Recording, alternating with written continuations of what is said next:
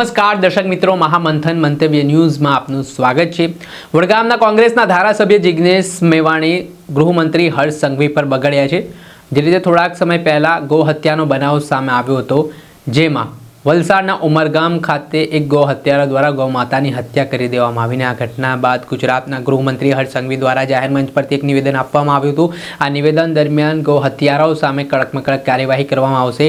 ગુજરાતના ગમે તે ખૂણે તેઓ છુપાઈ જાય, તેમની ચાલ બદલાઈ જશે, તે પ્રકારની કડક કાર્યવાહી થશે, તે પ્રકારનું તેમણે નિવેદન આપ્યું હતું। આને લઈને વડગામના ધારાસભ્ય જિગ્નેશ મેવાણી મેદાને આવ્યા છે। તેમણે કહ્યું છે કે ગૌ માતાની તમે જે વાત કરી રહ્યા છો, પરંતુ જે ગૌ માતાના ગૌચરો છે તે ખાનગી કંપનીઓને તમારી સરકારે પધરાવી દીધા છે।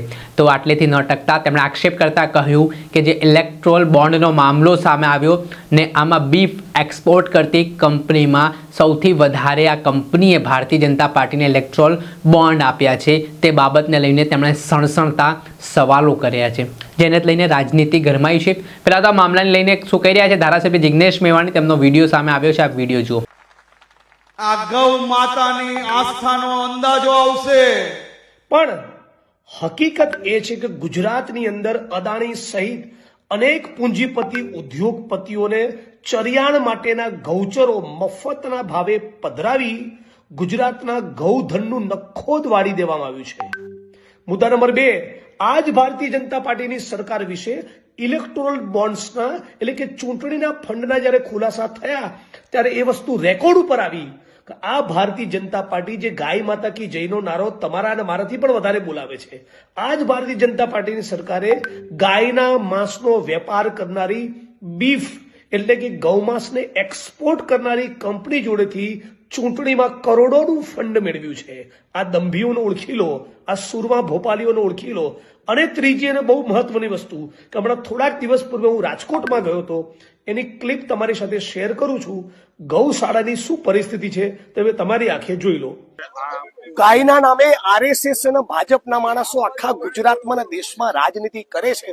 એ બધાને સવાલ પૂછવા માંગુ છું, આ રાજકોટના પાંજરાપોળમાં આવીને એક સેકન્ડ તમે ઉભા તો રહો, તમે તમારું નાક દુર્ગંધથી તમારું બંધ થઈ જશે। એટલો કાદવ કીચડ ને ઉકરડામાં તમે ગાયને રાખી છે। ગાય માતા કરીને પોલિટિક્સ કરવું છે અને બીજી બાજુ ચૂંટણીમાં ગાયના માંસનો વેપાર કરનારી કંપની જોડેથી ફંડ લેવું છે। અને આ બધી ગાયો લંપી રોગનો ભોગ બનેલી છે। આજથી થોડાક વર્ષો પૂર્વે રાજકોટ શહેરમાં 1.5 લાખ જેટલી ગાયો હતી અને અત્યારે 15,000 ગાયો નથી બચી। આ ભારતીય જનતા પાર્ટીના પાપ અને ભ્રષ્ટાચારના કારણે આ પાંજરાપોળ આવું હોય, આવી રીતે તમે આપણા દેશના પશુધનને રાખો છો।